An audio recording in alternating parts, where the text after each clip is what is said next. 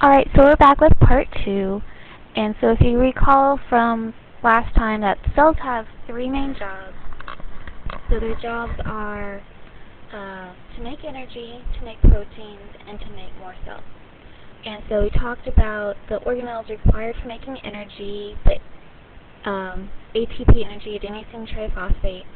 And now we're going to talk about how cells make proteins and the organelles involved in that process. And you might see some overlap in some of the things for parts 2 and part 3. So for making proteins, I know you guys have studied a lot about macromolecules. Proteins are really a big player molecule in our bodies. And so for a long time, scientists were studying genomics about the DNA. Well, today, a big research area is proteomics. So we're studying how proteins interact and how proteins are really affecting how a cell functions.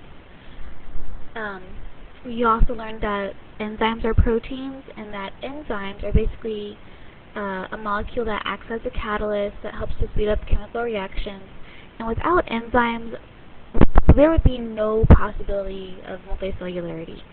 So without enzymes, all the chemical reactions that happen in our body would be excruciatingly slow and incredibly inefficient. Only with the presence of enzymes do our bodies function properly.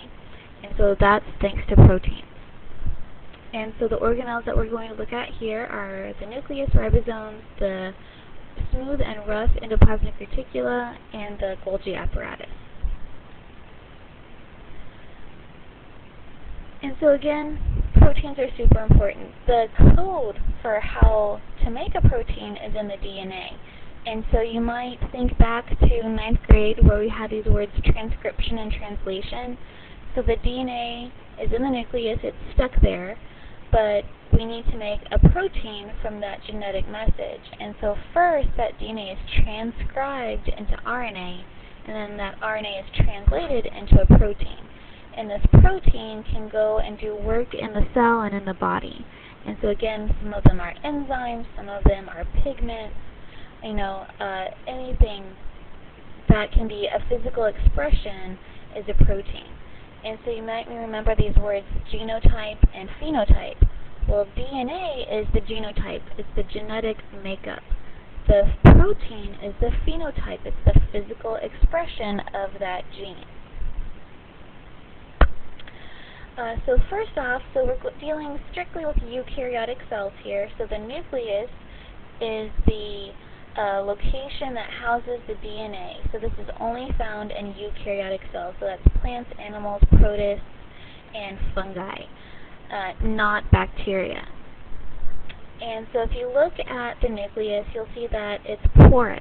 And so these pores allow some things to enter or exit the nucleus, but the DNA itself is too fat that it can't escape. However, single-stranded things like RNA are able to leave the nucleus. We have the nucleus, the nuclear membrane, again it's porous. The nucleolus is this dense mass, and this is what produces ribosomes. And so ribosomes themselves are RNA, ribosomal RNA. And they are produced here, and they're kind of chunked out the pores like little basketballs, and they land in the cytoplasm or on the endoplasmic reticulum. And they also serve in the function of producing a protein. And so here's our cell diagram. So we have the nucleus, the nucleolus, and then our chromosomes.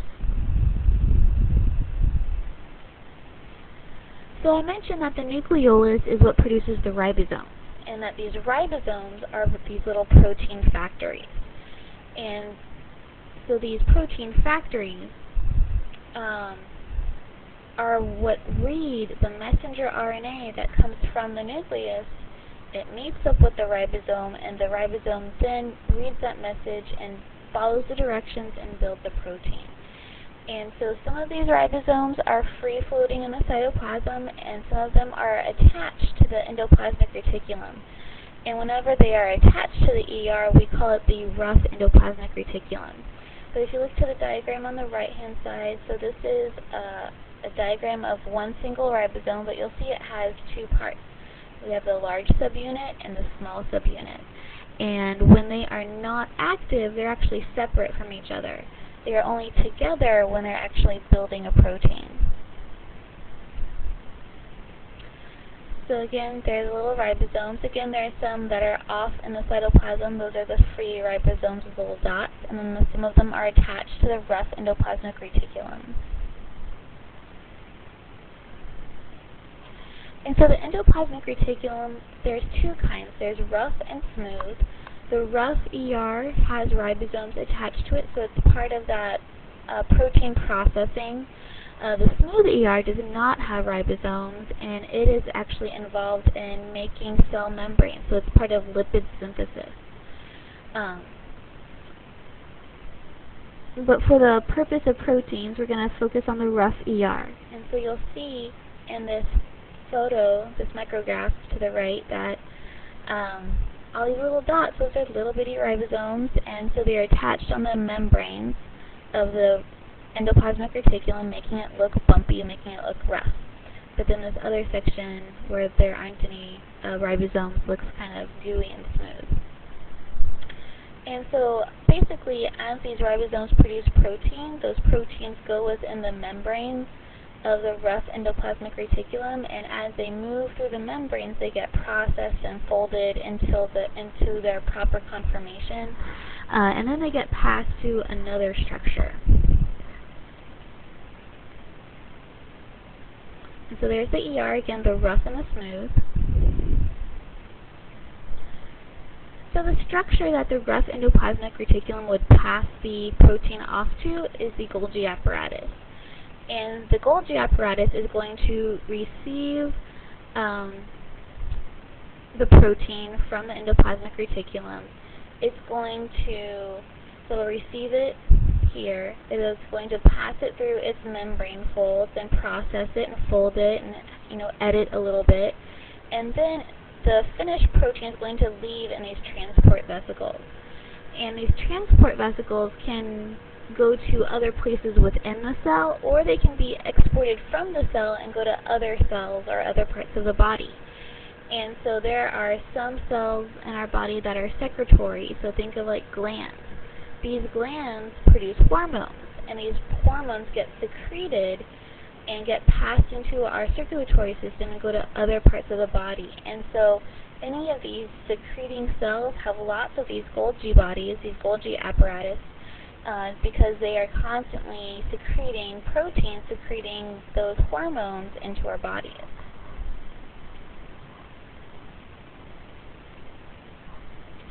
And so this is an overview of this process. So we had DNA, it got transcribed into RNA, and that RNA meets up with a ribosome. That ribosome then builds a protein, so that's translation. That protein gets passed through the endoplasmic reticulum, it gets bundled into a little vesicle, it meets up with the Golgi apparatus, the Golgi again edits and finishes things off, and then that protein can then go to a vesicle that will go on its way to another cell potentially. And so we've been labeling an animal cell. Here we have a plant cell, and so we see all the different organelles. So again, plant and animal cells are both eukaryotic, so it has the same process for making a protein.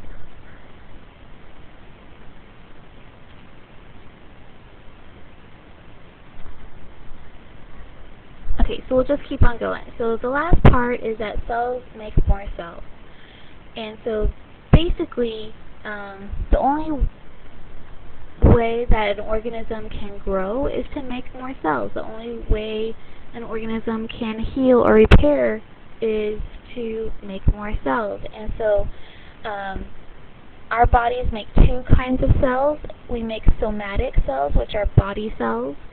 And so like if you get a cut or a scrape, your body will do a process called mitosis that will make a copy, an exact copy of the cell that was damaged. We have another process of making cells called meiosis, which is for the special formation of gamete or sex cells. And so that only occurs in either ovarian tissue for females or testicular tissue for males. But it is part of that growth and development, reproduction part of life. So in animal cells, we have these special structures called centrioles. And these centrioles are constructed out of these fibers, or these microtubules. And these microtubules send out threads into the cell, and their job is to attach to each chromosome. So these little half-moon shapes, these are chromosomes. These green lines, these are spindle fibers. And then the black dot is representing a centriole. And so the centriole sends out the spindle fiber net, and then it reels it back in, and it catches chromosomes. And so this happens after the cell has already duplicated its chromosomes, and the cell needs to divide so that it has the proper amount of chromosomes in each cell.